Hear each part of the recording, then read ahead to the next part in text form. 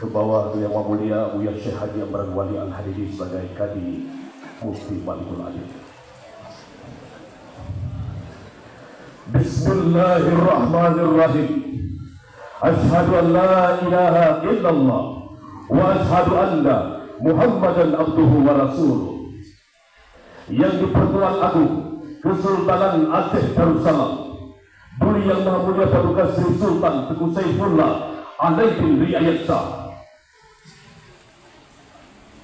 Surat pengukuhan nomor 01 garis miring A garis miring YDPA strip AD strip 1 Romawi strip 2025 dengan mengucapkan Bismillahirrahmanirrahim, mengukuhkan kepada yang teramat mulia Abuya Syekh Haji Amran Wali Al-Hadidi sebagai Kadi Mufti Malikul Adil Kesultanan Aceh Darussalam.